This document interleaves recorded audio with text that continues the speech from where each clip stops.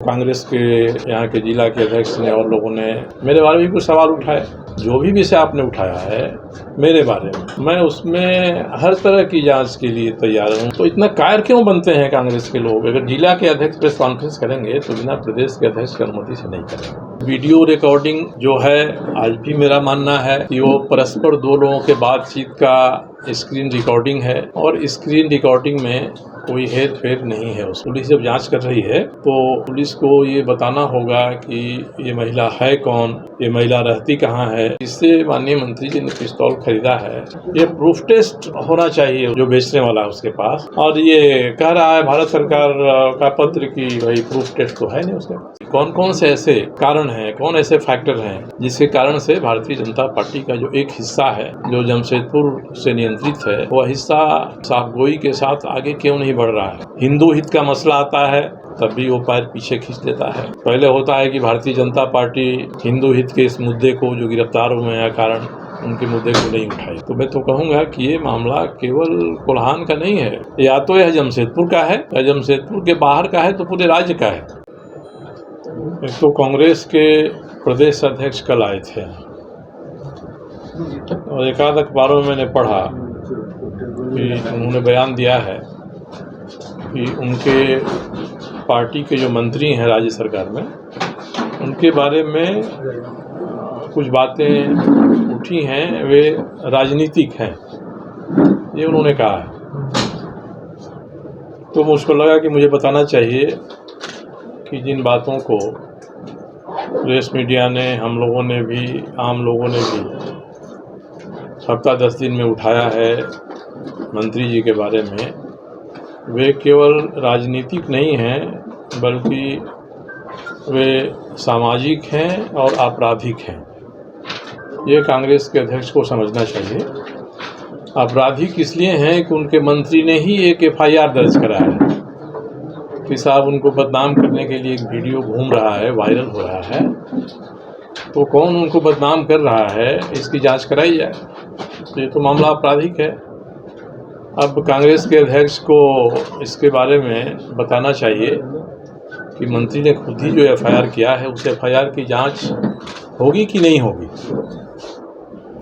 और इसके साथ ही एक वीडियो रिकॉर्डिंग जो है, आज भी मेरा मानना है कि वो परस्पर दो लोगों के बातचीत का स्क्रीन रिकॉर्डिंग है और स्क्रीन रिकॉर्डिंग में कोई हेर फेर नहीं है उसमें से।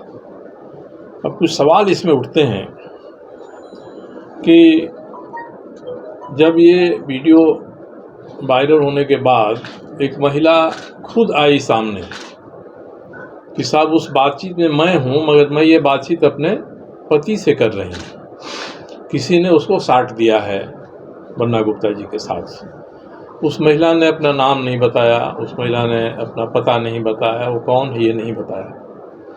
तो जब FIR मंत्री जी ने किया है तो सबसे पहले तो उनको गवाह के रूप में महिला को खोजवाना चाहिए। महिला कौन है, कहाँ है। और दूसरी कि एक गवाह की सुरक्षा का भी सवाल है। पुलिस जब जांच कर रही है तो पुलिस को ये बताना होगा कि ये महिला है कौन, ये महिला रहती कहाँ है, इसका परिवार कैसा है और कहाँ है। ये सब बताने का दायित्व माननीय मंत्री जी के ऊपर है और जो FIR के जांच करने वाले जांच पदाधिकारी हैं उनके ऊपर है। इस बात को और आगे मैं इसलिए नहीं बढ़ा रहा हूँ कि मैंने राज्यपाल को ज्ञापन दिया, अब उन्होंने क्या किया, जांच का आदेश किया नहीं किया। जांच का आदेश करेंगे तो यहाँ जो IO बहाल हैं वो जांच करेंगे और कायदे से जांच में किसी का हस्तक्षेप नहीं होना चाहिए। इसलिए मैं भी इस जांच में हस्तक्षेप नहीं करना चाहता हूँ। पर ये बिंदु मैं रखना चाहता हूँ कि इस बात को बताना चाहिए माननीय मंत्री जी को, और कितना जो उनका अनुसंधान है, इंक्वायरी है, वो कितना आगे बढ़ी है, इसके बारे में भी इनको बताना चाहिए। दूसरा बात मैंने उठाया था एक प्रोहिबिटेड पिस्तौल के बारे में, और मैंने जो बात उठाया था वह भारत सरकार के गृह मंत्रालय ने बंगाल सरकार के एक पुलिस अधिकारी को एक चिट्ठी भेजा था कि भाई ये जो ग्लॉक पिस्तौल है, चाहे G21 हो, G44 हो, इसका मैन्युफैक्चरर का ही लाइसेंस नहीं है कि वो बना के बाज़ार में डालेगा। ये उस चिट्ठी में लिखा है, इसने ये भी लिखा है उस चिट्ठी में कि कोई लाइसेंसधारी जो आर्म्स रखेगा आर्म्स एक्ट के अनुसार, उसको प्रॉपर लाइसेंस होना चाहिए, और लाइसेंस होना चाहिए तो कैसे, और ख़रीदेगा तो कैसे खरीदेगा वो। और इसके ऊपर में मैंडेटरी शब्द है, मतलब ये अनिवार्य है ये चीज़। उसके तीसरे बिंदु पर लिखता है कि उसी से वो खरीदेगा जिसके पास manufacturing and proof test of arms and ammunition बेचने का लाइसेंस हो। तो ये देखना होगा कि जिससे माननीय मंत्री जी ने पिस्तौल खरीदा है, वह पिस्तौल अगर जिस लाइसेंसधारी से खरीदा गया है उसको लाइसेंस नहीं बेचने का, तो उनका खरीदना भी गलत है। दूसरा है कि इसमें आगे ये आपको हमने दे दिया है, आपके ग्रुप में चला गया है सारा, इसलिए लिखा है कि firearms has been purchase from a licensed arm and ammunition dealer holding a valid dealership license in Form 8 of the Arms Rule of 2016. The dealer should be dealing in firearms manufactured by a manufacturer holding license in Form 7 and Form 1 and having permission for commercial production and proof test arm of license authority. ये proof test होना चाहिए उसके पास, जो arm है उसका, जो बेचने वाला है उसके पास। और ये कह रहा है भारत सरकार का पत्र कि भाई प्रूफ टेस्ट तो है नहीं उसके पास। तो अब मेरा ये विषय मैंने उठाया, डीसी को लिखा, बाद में राज्यपाल जी को लिखा, तो कांग्रेस के यहाँ के जिला के अध्यक्ष ने और लोगों ने प्रेस में काफ़ी बढ़ चढ़कर ऊंची आवाज़ में मेरे बारे में कुछ सवाल उठाए। और मैं इन लोगों से कह रहा हूँ कि भैया आपने जो सवाल उठाया उसको आगे तो बढ़ाइए, मैं तो जांच के लिए तैयार हूँ। जो भी विषय आपने उठाया है मेरे बारे में, मैं उसमें हर तरह की जांच के लिए तैयार हूँ, डीएनए सहित अन्य चीज़ों के लिए सब के लिए तैयार हूँ। तो इतना कायर क्यों बनते हैं कांग्रेस के लोग? अगर जिला के अध्यक्ष प्रेस कॉन्फ्रेंस करेंगे तो बिना प्रदेश के अध्यक्ष की अनुमति से नहीं करेंगे। इसका मतलब कि मेरे बारे में प्रेस कॉन्फ्रेंस में जो आरोप लगाए कांग्रेस के जिला अध्यक्ष, और अगले दिन माननीय मंत्री जी रांची में प्रेस कॉन्फ्रेंस करके, तो इनको जरा जब आरोप लगाया तो बहादुरी से सामने आना चाहिए। मैं तैयार हूँ, मैं चुनौती दे रहा हूँ, तो आप थोड़ा आगे बढ़िए उसमें, तो मैं खतवाइए। और मुझे जानकारी है कि इनके वकील साहब चाईबासा परसों गए थे, कंप्लेन केस फाइल किया कि नहीं किया तो वही बताएंगे, मगर वहाँ गए थे जी, इसकी जानकारी मुझे है, वहाँ के कोर्ट के वकील लोगों ने बताया। तो जो दोनों विषय उठे हैं, वीडियो का विषय है और पिस्तौल रखने का विषय है, इन दोनों के बारे में अगर इसके अंतिम पैराग्राफ में might be, may be, if necessary, तो इसी मैंने सोचा कि इसमें और आगे बढ़ के इसका क्लेरिफिकेशन दिया जाए। इसलिए मैंने पश्चिम बंगाल के होम सेक्रेटरी को पत्र कल भेजा है। वहाँ के जो होम सेक्रेटरी हैं, सीनियर अफसर हैं, एडिशनल चीफ सेक्रेटरी हैं, वह पत्र भी मैंने आपको ग्रुप में डाल दिया है। और मैंने उनसे पूछा है कि भाई आपने कार्रवाई क्या किया? आपको जब गृह मंत्रालय की चिट्ठी मिली तो आपने अपने से क्या कार्रवाई किया? अब आर्म डीलर तो कह रहा है कि हमने बेचना बंद कर दिया, तो अगर उसका बेचना सही होता तो बंद नहीं किया होता।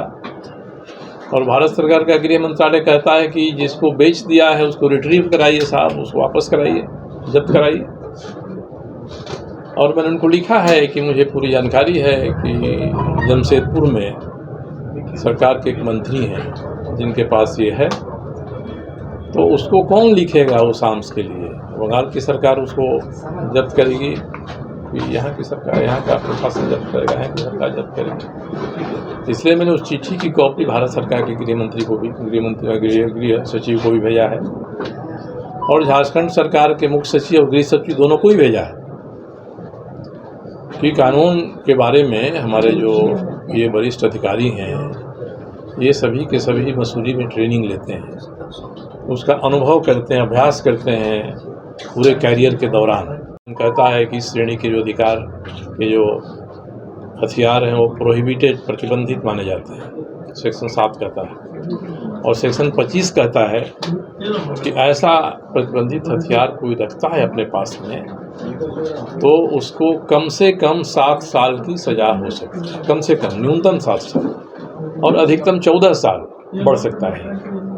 तो 7 साल से 14 साल के बीच जो सज़ा होनी है, जब इसके बारे में मामला सामने आ गया है तो जिला का प्रशासन क्या कर रहा है, क्योंकि जिला के आर्म्स मजिस्ट्रेट के यहाँ हथियार यहाँ दिया जाता है, रखा जाता है, उनको पूछना होगा कि आपने कैसे ख़रीदा।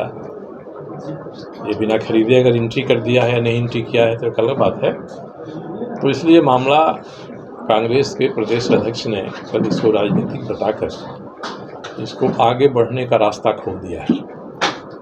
इसलिए अब बात केवल एक मंत्री के ऊपर नहीं है, बल्कि पूरी कांग्रेस पार्टी की ओर है, जो सरकार की सहभागी है और जिसकी तलहटी पर माननीय मुख्यमंत्री हेमंत सोरेन जी की सरकार खड़ी है।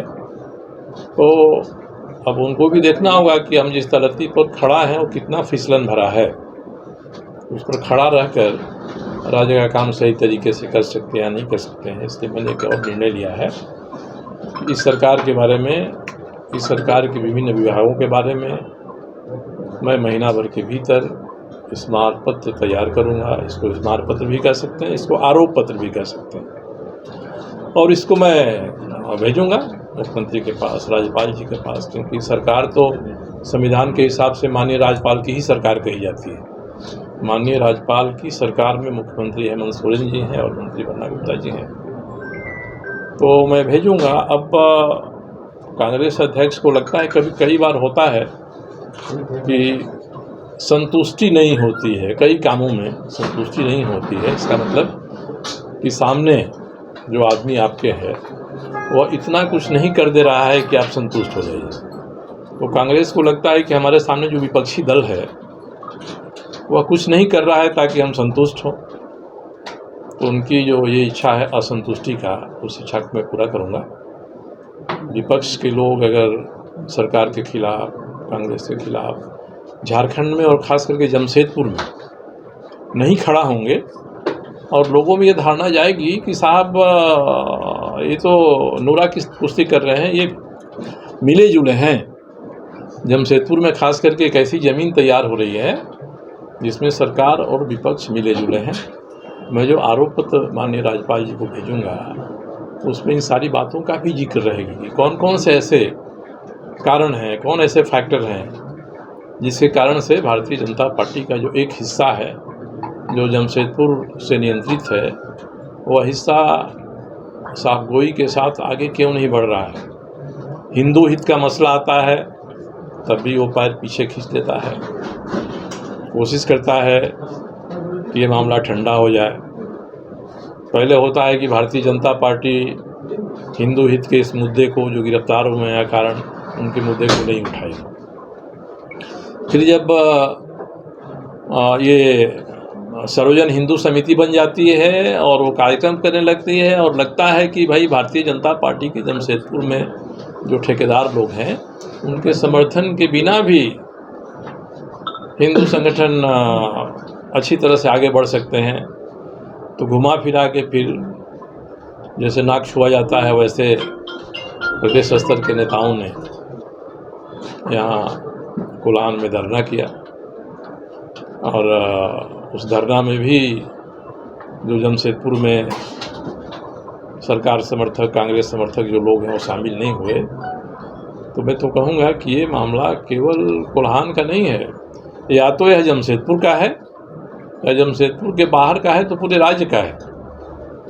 पूरे राज्य में ये आवाज़ जानी चाहिए और हम लोग हिंदू सर्वजन हिंदू समिति का जो प्लेटफॉर्म है, इस प्लेटफॉर्म से राज्य भर के लोगों को ये संदेश देंगे कि साहब जमशेदपुर में क्या हो रहा है, और जगह भी ऐसा कहीं हो रहा हो तो उसको भी हम लोग बताएंगे। तो ये प्रयत्न हम लोग करने जा रहे हैं। इसलिए मैंने उचित समझा कि आपके सामने अपनी बातों को इस संदर्भ में रख दूँ।